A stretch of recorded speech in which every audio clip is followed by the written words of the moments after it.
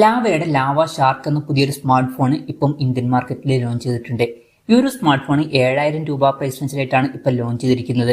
ഈ ഒരു വീഡിയോയിൽ നമ്മൾ നോക്കാൻ പോകുന്നത് ലാവ ഷാർക്ക് എന്ന ഫോണിന്റെ ഒരു സ്പെസിഫിക്കേഷൻ അനാലിസിസ് ആണ്.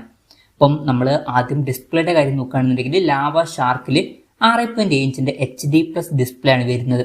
അപ്പം ഈ ഫോണിൽ HD റെസൊല്യൂഷനേ വരുന്നുള്ളൂ. പക്ഷേ 7,000 രൂപ പ്രൈസ് റേഞ്ചിൽ HD റെസൊല്യൂഷനെ നമുക്ക് എക്സ്പെക്ട് ചെയ്യാൻ പറ്റുള്ളൂ. ആ ഒരു പ്രൈസ് റേഞ്ചിൽ ഒരു ഫോണിലുള്ള ഫുൾ HD റെസൊല്യൂഷൻ ഒന്നും വരുന്നില്ല. പിന്നെ LCD പാനലാണ് ഇതിൽ കൊടുത്തിരിക്കുന്നത്. പഞ്ചോൾ ഡിസൈൻ ഈ ഫോണിൽ വരുന്നുണ്ട്. അത് ഈ ഒരു പ്രൈസ് റേഞ്ചിൽ നല്ലൊരു കാര്യമാണ്. പല ഫോണുകളിലും വാട്ടർ ഡ്രോപ്പ് എന്ന് വെച്ച ഡിസൈനാണ് വരുന്നത്. അപ്പം പഞ്ചോൾ ഡിസൈൻ എന്നുള്ളത് നല്ല കാര്യമാണ്. പഞ്ചോൾ വരുന്നത് ടോപ്പ് സെൻറ്റർ ഭാഗത്തായിട്ടാണ്. 120 Hz റിഫ്രഷ് റേറ്റ് ഇതിൽ സപ്പോർട്ട് ചെയ്യുന്നുണ്ട്. അതും ഈ ഒരു പ്രൈസ് റേഞ്ചിൽ എടുത്തു പറയേണ്ട ഒരു കാര്യം തന്നെയാണ്. പല ഫോണുകളും കൂടി റിഫ്രഷ് റേറ്റിന് സപ്പോർട്ട് ചെയ്യുന്നില്ല. ഇനി ഉണ്ടെങ്കിൽ തന്നെ 90 Hz റിഫ്രഷ് റേറ്റ് ഒക്കെയാണ് കൂടുതലും കാണാറ്. അപ്പം ഈ ഒരു ഫോണിൽ 120 Hz റിഫ്രഷ് റേറ്റ് വരുന്നു എന്നുള്ളത് എടുത്തു പറയേണ്ട ഒരു കാര്യം തന്നെയാണ്. അപ്പോൾ ഡിസ്പ്ലേ ഫീച്ചേഴ്സ് മൊത്തത്തിൽ നോക്കുമ്പോൾ ഈ ഒരു പ്രൈസ് റേഞ്ചിൽ ഇതിൽ അത്യാവശ്യം നല്ല ഡിസ്പ്ലേ ഫീച്ചേഴ്സ് വരുന്നുണ്ട് എന്ന് പറയാവുന്നതാണ്. 120 Hz റിഫ്രഷ് റേറ്റും പഞ്ചോൾ ഡിസൈനും നല്ല കാര്യങ്ങൾ തന്നെയാണ്.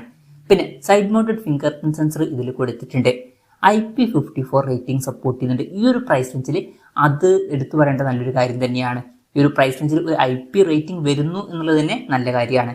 പിന്നെ ഈ ഫോണിന്റെ സ്റ്റെൽത്ത് ബ്ലാക്ക് അതുപോലെ തന്നെ ടൈറ്റാനിയം ഗോൾഡ് എന്നീ കളർ വേരിയൻസ് ആണ് ഇപ്പോൾ ലോഞ്ച് ചെയ്തിരിക്കുന്നത്.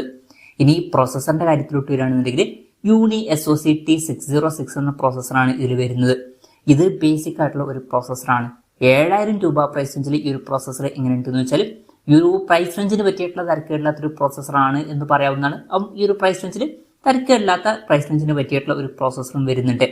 5G സപ്പോർട്ടൊന്നുമില്ല, മാക്സിമം 4G സപ്പോർട്ടാണ് ഈ ഫോണിൽ വരുന്നത്. ഈ ഒരു പ്രൈസ് റേഞ്ചിൽ ഇപ്പത്തതിൽ അതേ നമുക്ക് എക്സ്പെക്ട് ചെയ്യാൻ പറ്റുള്ളൂ.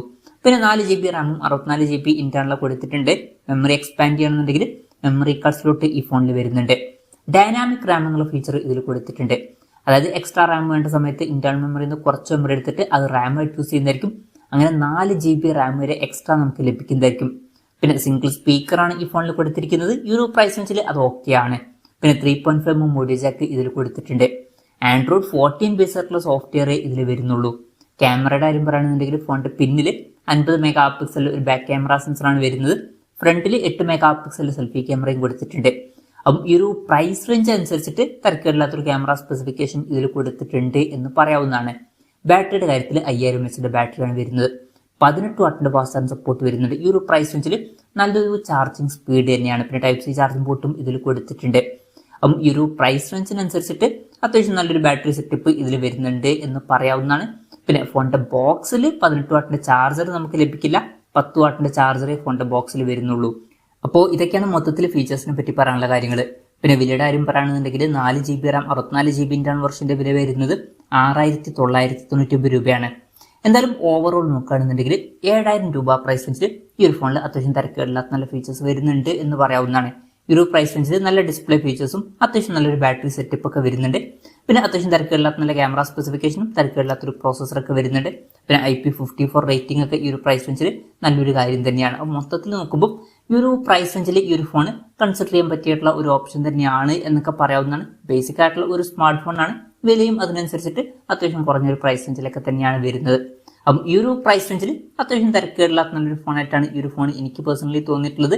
ഇതാണ് ഈ ഒരു ഫോണിനെ പറ്റിയിട്ടുള്ള എൻ്റെ ഒരു അഭിപ്രായം. ഈ ഒരു ഫോണിനെ പറ്റിയിട്ടുള്ള നിങ്ങളുടെ അഭിപ്രായം ജസ്റ്റ് ഒന്ന് കമന്റ് ചെയ്യുക.